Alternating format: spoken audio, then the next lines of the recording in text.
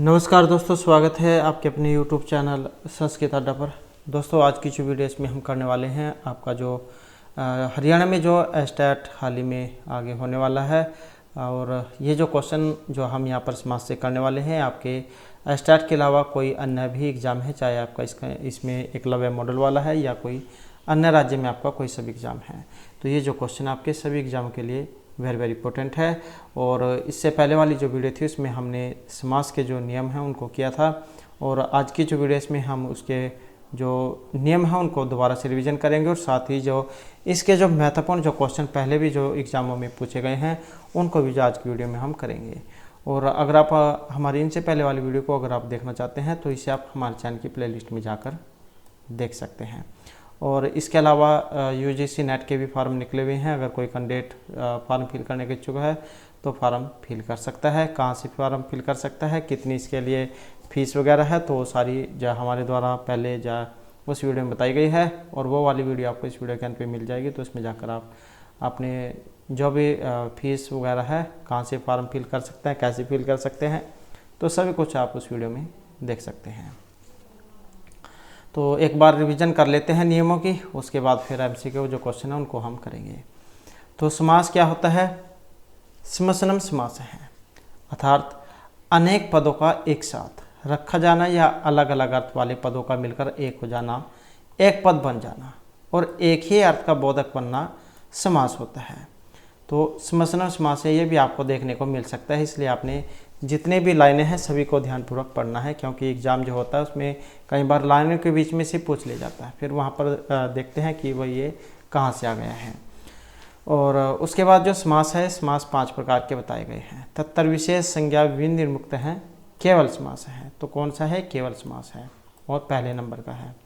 प्रायण पूर्व पदार्थ प्रधान अव्यभाव द्वितीय है, तो जिसमें अव्यभाव जो होता है, जिसमें पूर्व पदार्थ प्रधान है, जो मतलब पहला जो पद है वो अव्यय होगा, तो वही अव्यभाव समास होगा, और ये दूसरा समास है। प्रायण उत्तर पदार्थ प्रधान है, तत्पुरुष है, और जिसमें उत्तर जो पद है वो प्रधान होता है उसे तत्पुरुष समास कहा जाता है, और ये जो तीसरे नंबर का समास है। और तत्पुरुष भेद है कर्मधारय, और जो तत्पुरुष समास है इसी का भेद कर्मधारय है, और इसी का कर्मधारय का ही आगे भेद फिर ये द्विगु है। ये दोनों जो है तत्पुरुष के अंतर्गत आ जाते हैं। प्रायण अन्य पदार्थ प्रधान है, बहुव्रीहि चतुर्थ है, और जिसमें अन्य पद प्रधान होता है तो वो बहुव्रीहि समास कहलाता है, और ये चौथा समास है। प्रायण उभय पदार्थ प्रधान है, द्वंद्व पंचम है, और जिसमें दोनों पद प्रधान होते हैं वह द्वंद्व समास होता है, और ये 5वें नंबर का है। तो इस प्रकार से यहाँ पर 5 समास बताए गए हैं। अर्थात किसी विशेष जो केवल समास क्या है?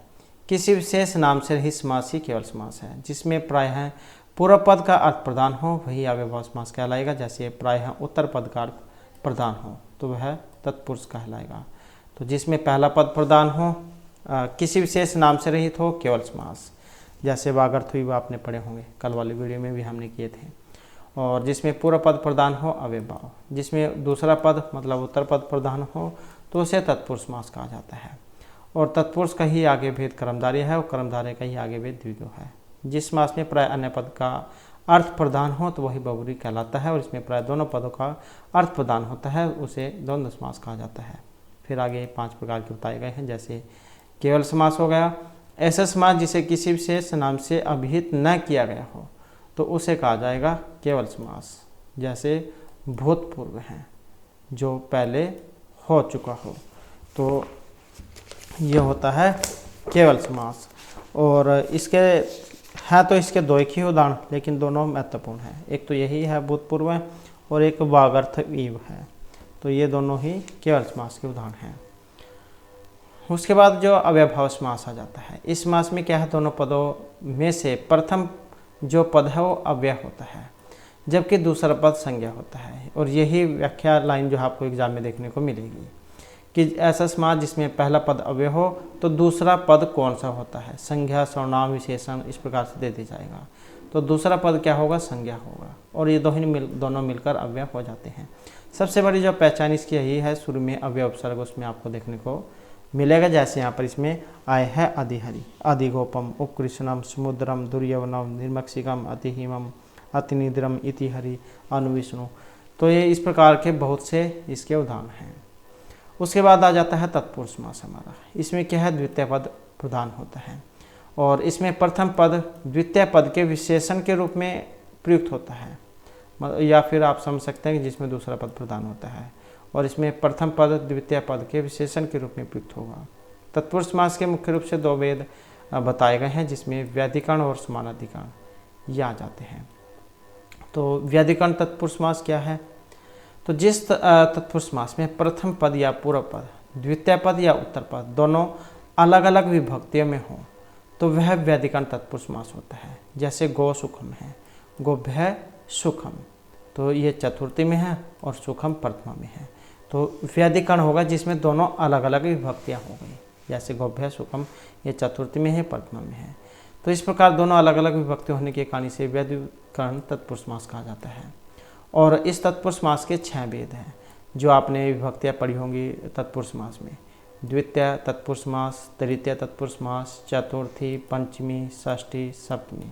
तो इस प्रकार से ये सारे क्या है, तत्पुरुष के 6 भेद हैं।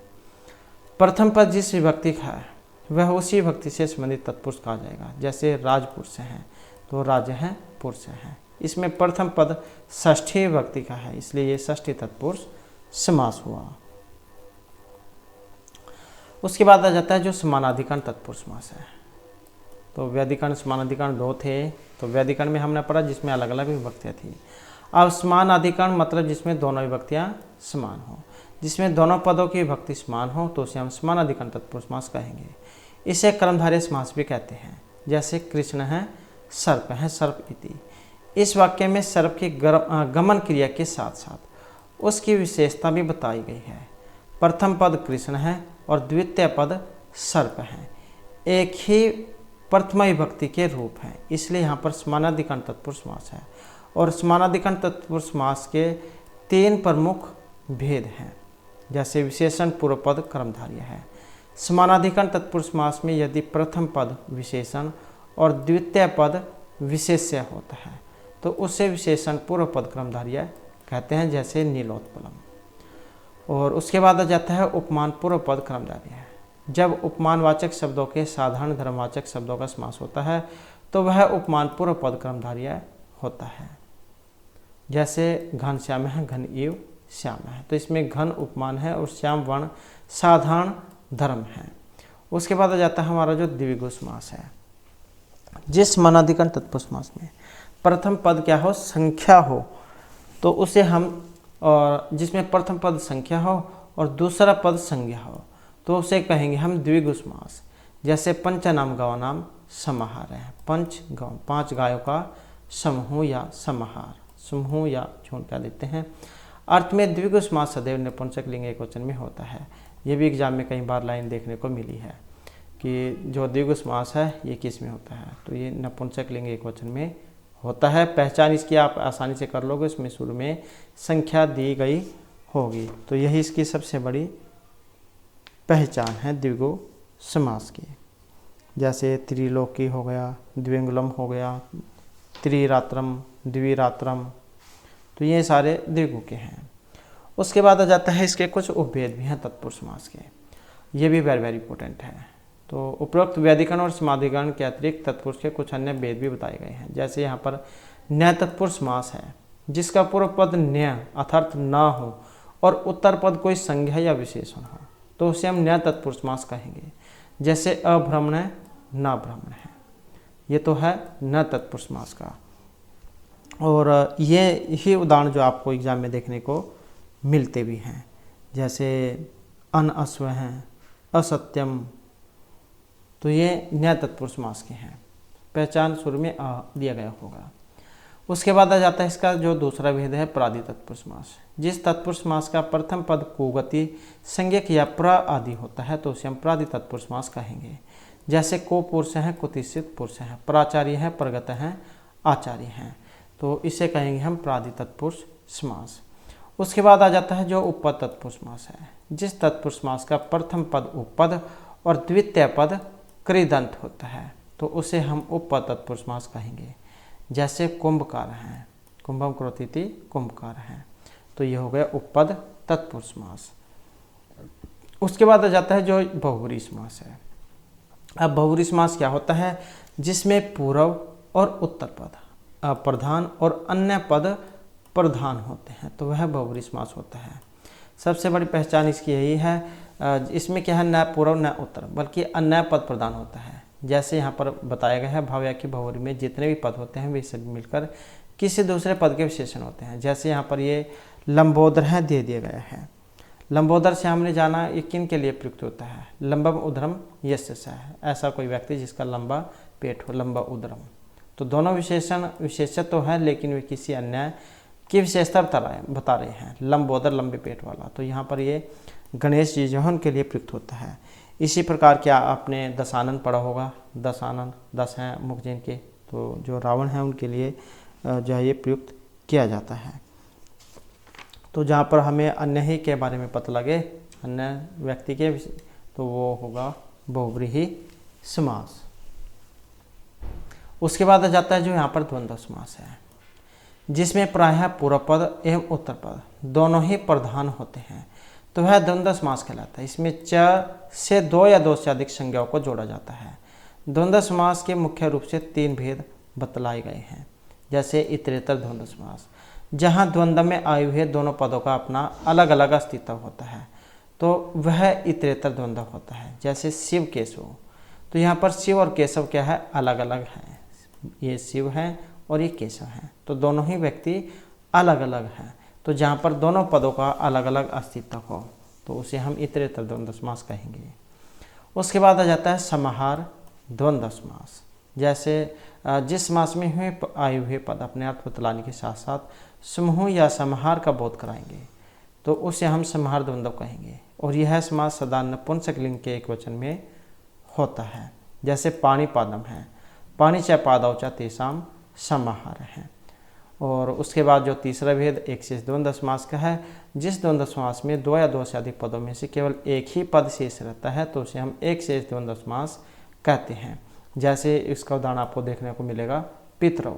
आपने बताना होगा इसमें विग्रह कौन सा है या फिर इसमें समास कौन सा आया है। तो द्वंद्व समास है, उसके अंतर्गत भी एक शेष द्वंद्व समास है जिसमें अकेला ही शेष बचता है। तो माता च पिता च पितरौ, इसी के अंतर्गत दोनों आ जाते हैं। तो ये होगा एक शेष द्वंद्व समास। समस्त पद का वचन समास के अंगभूत शब्दों की संख्या के अनुसार होता है, और यदि समास में पुल्लिंग व स्त्रीलिंग दोनों प्रकार के शब्द हों तो समस्त पद पुल्लिंग में होगा। तो इस प्रकार से जो है यहाँ पर ये समास है।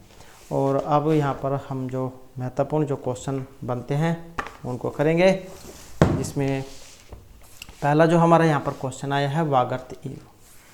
तो यहाँ पर जो है इसमें समास बताना है आपने। तो इसमें द्वंद्व है, बहुब्रीहि है, तत्पुरुष है या शुभ सुपा समास है। तो वागर्त इव जैसे कि हमने पढ़ा ये उदाहरण केवल समास का, तो कौन सा हो जाएगा यहाँ पर? अब इसमें केवल समास है, इसके अंतर्गत सूत्र आता है। अब जो यहाँ पर सूत्र आया है ये ऑप्शन डी वाला है शुभ सुपा, तो इसके द्वारा यहाँ पर वागर्त इव में समास हुआ है। कल वाली वीडियो में भी हमने इनके बारे में पढ़ा था, तो आप या उसको भी देख लीजिएगा। उसके बाद दूसरा क्वेश्चन आ जाता है हमारा नख भिन्न है, तो इसका समास विग्रह होगा, कौन सा होगा? नखम भिन्न है, नखेषु भिन्न है, नखई भिन्न है या नखस्य भिन्न है। तो नख भिन्न है, और इसका जो बनेगा ऑप्शन सी वाला यहाँ पर जा रहेगा। नख भिन्न है, नखई भिन्न है, नख विष भिन्न सो। तो इस प्रकार से बनेगा, इसका ऑप्शन रहेगा सी वाला। उसके बाद जो हमारा नेक्स्ट है पीताम्र है, इसमें समास है पीताम्र में द्विगु क्रमधारय द्वंद्व या बहुब्रीहि समास। और यहाँ पर जो इसमें समास आया है ऑप्शन रहेगा सी वाला पीताम्र है। तो यहाँ पर इसमें कौन सा है? बहुब्रीहि समास है। नेक्स्ट आ जाता है रूपस्य योग्यम। किस पद का विग्रह है रूपस्य योग्यम? अनुरूपम, प्रतिरूपम, अतिरूपम या परारूपम। तो यहाँ पर ये किसका है? और यहाँ पर जो हमारा इसमें सी आंसर है ऑप्शन रहेगा ये वाला। तो ये अनुरूपम जो है इसका है। और इसका जो अलौकिक विग्रह बनेगा रूपगस अनुसु, और इसी से एक और मिलता जुलता है अनु विष्णु, तो ये भी इसी के समान है। विष्णु पश्चात, विष्णुगस अनुसु। नेक्स्ट आ जाता है हमारा पितरौ। ये जो पितरौ है इसमें समास आया है द्वंद्व, द्विगु, बहुव्रीहि या अव्ययभाव समास। जैसे कि अभी हमने पढ़ा जिसमें एक अकेला ही शेष बचता था, तो उसमें एक शेष द्वंद्व समास हुआ था, माता चाहे पिता चाहे। तो यहाँ पर सिर्फ द्वंद्व समास ही दिया गया है, तो ऑप्शन जो है ए वाला इसका हो जाएगा। नेक्स्ट आ जाता है राजपुरुष है। इसमें समास है बहुव्रीहि, द्वंद्व, तत्पुरुष या अव्ययभाव समास। तो राजपुरुष है, राज्यपुरुष है, राजनगस पुरुषो, और कौन सा है, तो इसमें जाएगा षष्ठी तत्पुरुष समास। उसके बाद है तत्पुरुष समास होता है। इसमें उभय पदार्थ प्रधान होते हैं, मतलब दोनों ही पद होते हैं प्रधान, अन्य पद प्रधान होता है, उत्तर पद होता है या पूर्व पद प्रधान होता है। तो तत्पुरुष समास में कौन सा पद प्रधान होता है, और जैसे कि हमने पढ़ा था तो इसमें क्या है, दूसरा जो पद है वो प्रधान होता है, मतलब उत्तर पद। नेक्स्ट आ जाता है हरितरात है। इस पद का समास होगा हरिह तराते हैं, हरिणा तराते हैं, हरिम तराते हैं या हरौ तराते हैं। तो इसका कौन सा यहाँ पर बनेगा, और यहाँ पर जो इसका बनेगा जो ऑप्शन बी में आया है, हरि तराते हैं, हरिणा तराते हैं, तो हरिटा तरात्सो। अब इसमें ये भी आ जाता है कि इसमें कौन सी विभक्ति लगी है, तो तृतीय तत्पुरुष समास यहाँ पर इसमें रहेगा। नेक्स्ट आ जाता है त्रिलोकी। इस पद का समास विग्रह कौन सा है, या इसमें यहाँ पर ये प्रत्यय पूछ लिया गया है, तो कोई सा भी आ सकता है, चाहे तो एग्जाम में अब यहाँ पर समास के बारे में पूछ लिया जाए कौन सा समास है, या इसका विग्रह कौन सा है, लौकिक कौन सा है, प्रत्यय कौन सा है, क्योंकि यहाँ पर इसमें कई रूप बनते हैं।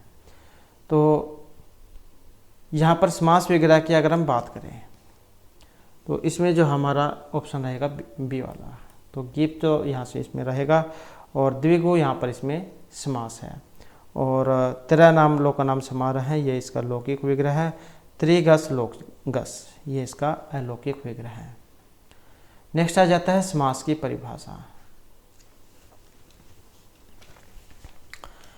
तो यहाँ पर समास की परिभाषा कौन सी है, समासानाम समास है, सम इति समास है, समसनम समास है या सम उपसर्ग अधातु हो, और यहाँ पर रहेगा जो ऑप्शन सी में है, तो ये होता है समसनम समास है।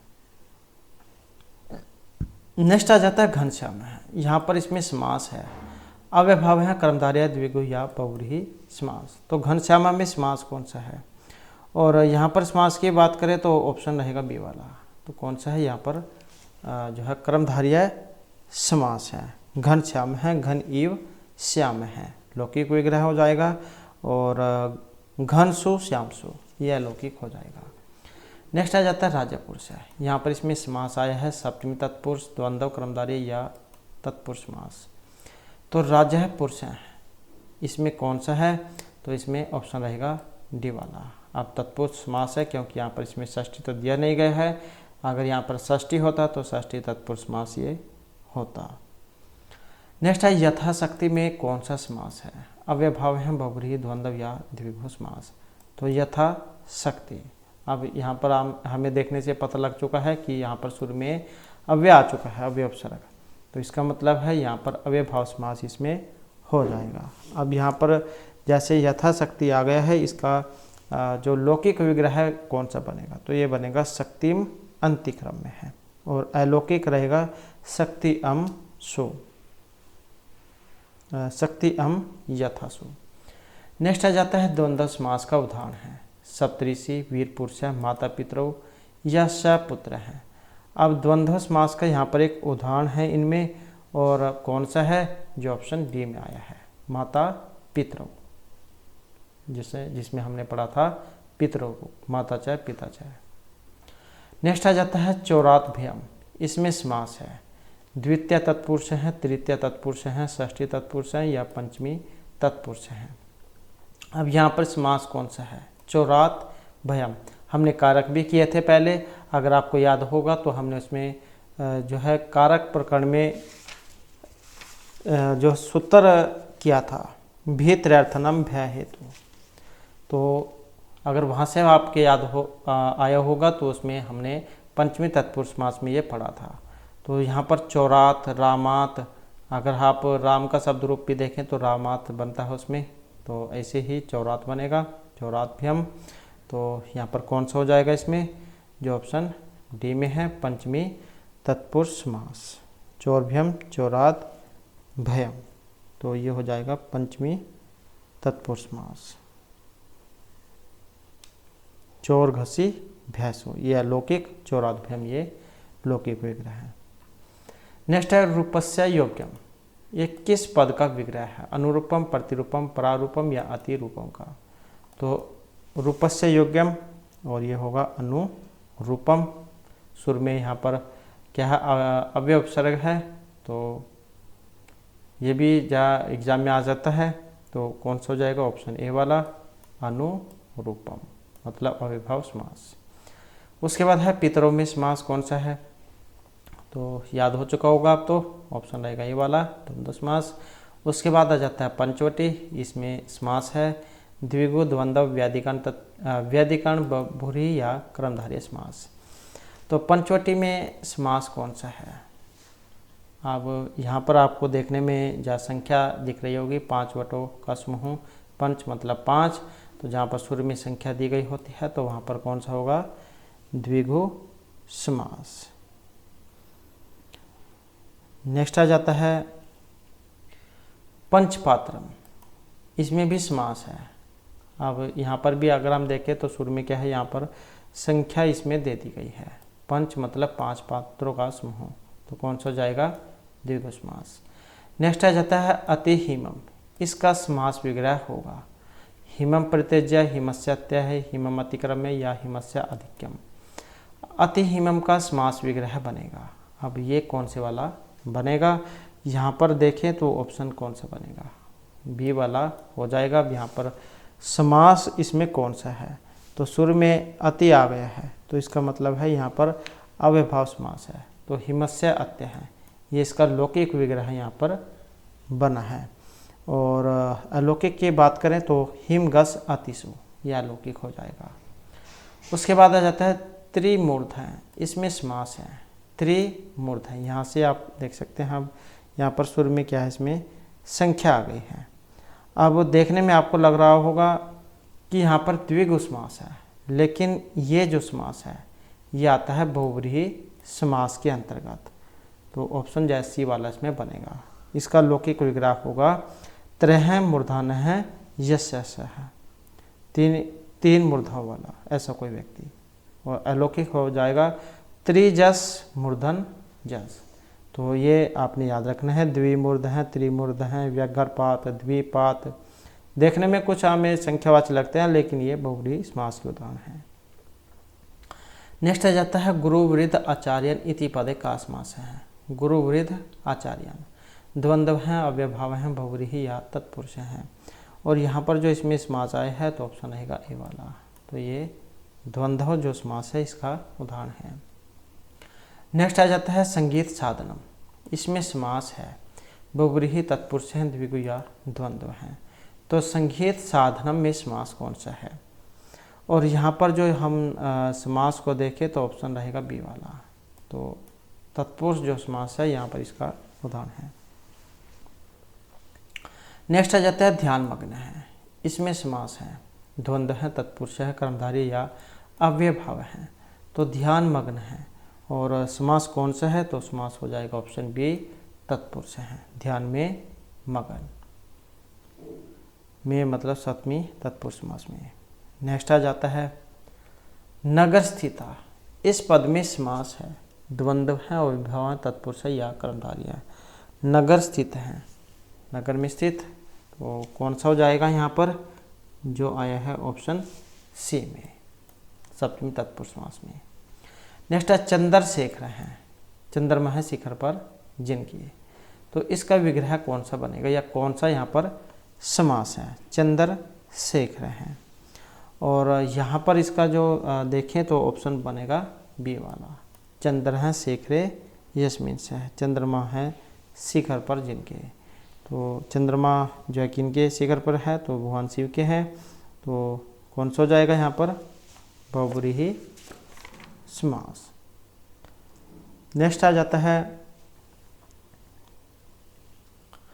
हरि च हर च। यहाँ पर इसका समस्त पद है या इसमें समास कौन सा है, तो यहाँ पर इसका समस्त पद बताना है, हरि च हर च। और यहाँ पर जो इसमें रहेगा ऑप्शन बी वाला, हरि हरौ, हरि च हर च समस्त पद हो जाएगा।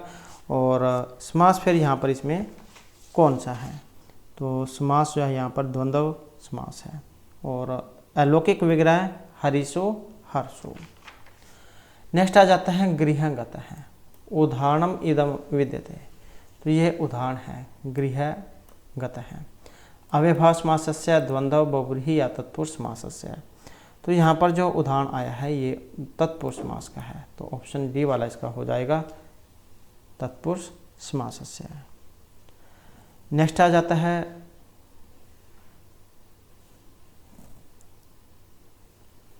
संस्कृत समास हैं कतविध हैं। संस्कृत में समास कितने हैं, जैसे कि हमने जब शुरू में ही बात की थी समास के बारे में पढ़ा था, तो 5 इसमें समास होते हैं, पंचविध हैं। नेक्स्ट आ जाता है रामकृष्ण। अस्मिन् पदे समास विग्रह अस्ति। अब यहाँ पर इसमें समास कौन सा है, राम और कृष्ण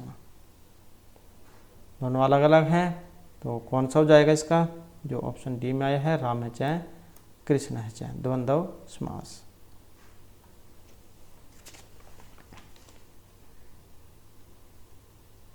नेक्स्ट आ जाता है अधिहरि। अस्मिन् पदे समास है हस्ति। यहाँ पर इसमें समास कौन सा है, शुरू में अव्ययपसर्ग आ चुका है, तो इसका मतलब यहाँ पर अव्ययभाव समास है, अव्ययभाव है। अधिहरि, हरौ इति लौकिक हो जाएगा, हरिगी आदिशो ये इसका अलौकिक विग्रह है। उसके बाद आ जाता है नीलोत्पलम।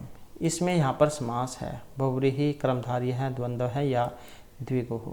तो नीलोत्पलम जो है इस पद में समास कौन सा है, और नीलम उत्पलम, नीलकमल, और नीलोत्पलम जो यहाँ पर आया है, तो समास की बात करें तो ऑप्शन बी वाला इसमें हो जाएगा।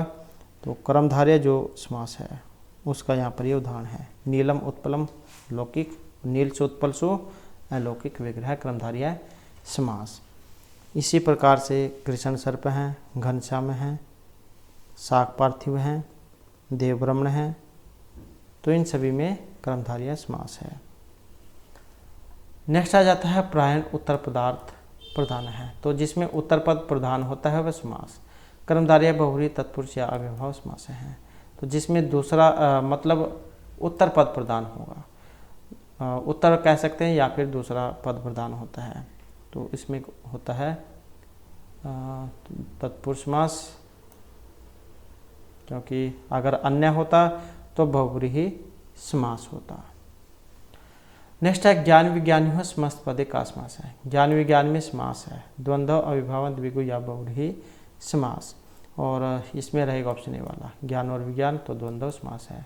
और यहाँ पर अगर किसी क्वेश्चन में कोई डाउट लगता है, हो सकता है हमारे से लिखने में कोई कहीं पर कोई मिस्टेक हो जाए, तो आप जो उत्तर के सही उत्तर के साथ कमेंट जरूर कर दीजिएगा, क्योंकि कई बार क्या होता है आदमी लिखना कुछ चाहता है और लिखा कुछ जाता है। नेक्स्ट है अव्ययभाव समास सहस्य सह केन सूत्रेण विधीयते। अव्ययभाव जो समास है उसमें सह को सह होता है, तो सूत्र कौन से वाला है, नस्तदिते अव्ययभाव च एकाले अनश्च या अव्ययभावाश्च। तो ये सूत्र कौन सा है, सह को जो स करता है। और यहाँ पर जो इसमें सूत्र आया है जो ऑप्शन बी में दिया गया है, अव्ययभाव च अकाले। नेक्स्ट है व्याधिकरण बहुव्रीहि समासस्य उदाहरण की। व्याधिकरण बहुव्रीहि समास का उदाहरण है, समानाधिकरण, व्याधिकरण, जो समानाधिकरण दोनों विभक्ति समान होंगे, व्याधिकरण अलग अलग होंगे, तो वही बताना है। फिर यहाँ पर वीर पुरुष का है, कंठे काला है, पीताम्बर है, प्राप्तोद का है। और यहाँ पर जो इसमें माना गया है ऑप्शन बी वाला फिर हो जाएगा, कंठे काला है, तो यही जो इसका हो जाएगा। अब यहाँ पर अगर ये ना आए तो कौन सा है, बहुव्रीहि समास यहाँ पर इसका माना गया है, कंठे काला है, यश है, ये इसका लौकिक, कंठ की कालसो ये अलौकिक विग्रह है। नेक्स्ट आ जाता है हरिहरो। यहाँ पर समास है। हरिहरो में कौन सा समास है, सूत्र कौन सा है, निष्ठा, अल्पस्तरम, अजदंतम या द्वंद्वगी। तो कौन से सूत्र से समास हुआ है यहाँ पर हरिहरो में। और यहाँ पर जो इसमें समास हुआ है जो ऑप्शन डी में है, द्वंद्वगी सूत्र है जो यहाँ पर समास इसमें करेगा। नेक्स्ट आ जाता है कृतदि समास। इतनेन का संज्ञा विधीयते। ये जो कृदंत तदित और समास जो होता है इनमें करता है। अब क्या करेगा, सर्वनाम, गति, प्रातिपदिक या नदी संज्ञा। तो कृदंत तदित और समास की प्रातिपदिक संज्ञा होती है। उसके बाद आ जाता है अधिहरि। इत्यस्य अलौकिक विग्रह है। अब इसका अलौकिक कौन सा है, समास हमने पढ़ लिया था, जुर्म में अव्यवसर्ग हो तो अव्यभाव समास होता है। अब यहाँ पर इसका अलौकिक पूछ लिया गया है। अलौकिक की बात करें तो ऑप्शन बी वाला इसमें हो जाएगा, हरिगी आदिशो। ये इसका हरिगी आदि ये इसका लौकिक विग्रह है। और हरव ये इसका लौकिक विग्रह है, अव्यभाव समास। उसके बाद है उत्तर पदार्थ प्रधान है, जिसमें उत्तर पद प्रधान होता है, दूसरा पद प्रधान होता है, तो कौन सा है। और यहाँ पर जो इसमें आया है जो ऑप्शन ए वाला है, तो कौन सा है, तत्पुरुष समास। नेक्स्ट आ जाता है अन्य पद प्रधान है, जिसमें अन्य ही पद प्रधान होता है, तो वह समास है। बहुब्रीहि द्वंद्व है, तत्पुरुष या अव्यभाव है। तो जिसमें अन्य ही, न प्रथम न द्वितीय, बल्कि अन्य ही पद प्रधान होगा और उसमें जो फिर बहुब्रीहि समास होता है। नेक्स्ट है तत्पुरुष समास है देव ब्राह्मण इति उदाहरण ब्राह्मण वर्तते। तो ये देव ब्राह्मण जो है इसमें ब्राह्मण है, देव अधीन है, पूजक है, देव रूप है या देव प्रिय है। अब इसका बताना है आपने, या फिर इसमें समास कौन सा है। तो क्रमधारय समास का यहाँ पर उदाहरण है देव ब्राह्मण है, देव पूजक है, ब्राह्मण है। ये लौकिक विग्रह है इसका। और देव पूजक सु ब्राह्मण सु ये अलौकिक विग्रह है। और उत्तर की बात करें तो जो है हमारा फिर ऑप्शन बी वाला इसका हो जाएगा, देव पूजक है। नेक्स्ट आ जाता है जलजाक्षी इत्यस्य समास विग्रह अस्ति। जलजाक्षी जो है इसमें समास है, जलजे इव अक्षिणी यस्य सा, जलजम अक्षि यस्य सा, जलजे अक्षि यस्य सा या जलजम इव अक्षि यस्य सा।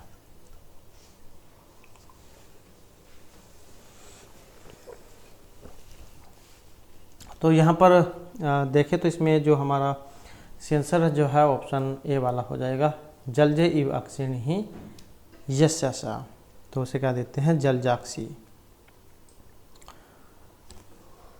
ये इसका लौकिक विग्रह है। और अलौकिक की बात करें तो जलज औ अक्षि औ बहुव्रीहि समास। नेक्स्ट आ जाता है बहुव्रीहि समास शास्त्री। बहुव्रीहि समास है, अब कौन सा होता है बहुव्रीहि समास, जैसे कि हमने अभी बात की थी, जिसमें अन्य पद प्रदान होता है तो वह बहुव्रीहि समास होगा। नेक्स्ट है नव नाम रात्रि नाम समारोह है, 9 रात्रों का समूह। नवरात्रि का देते हैं जिसे इसी भाषा में, तो ये होता है 9 रात्रियों का समूह। तो यहाँ पर इसका जो समस्त पद है यहाँ पर कौन सा बनेगा, नवरात्रो, नवरात्रि, नवरात्रम या नवरात्र हैं। तो इसका जो यहाँ पर बनेगा जो ऑप्शन बी में दिया गया है, नवरात्रम या यहाँ पर इसका बनेगा। नेक्स्ट आ जाता है निस कौशाम्बी है, पद का समास विग्रह बनेगा। बहि कौशाम्बी, अप्राप्ता कौशाम्बी, निष्क्रांत है कौशाम्ब्य या निर्गता कौशाम्बी है। तो इसका जा कौन सा बनेगा। और यहाँ पर देखें तो ऑप्शन या इसका रहेगा सी वाला, निष्क्रांत है कौशाम्ब्य। तो यही जो है यहाँ पर इसका बनेगा।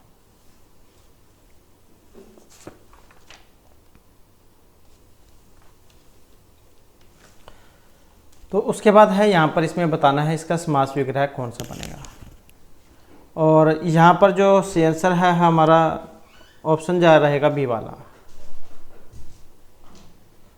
तो यहाँ पर सॉरी सी वाला, निष्क्रांत है कौशाम्ब्य।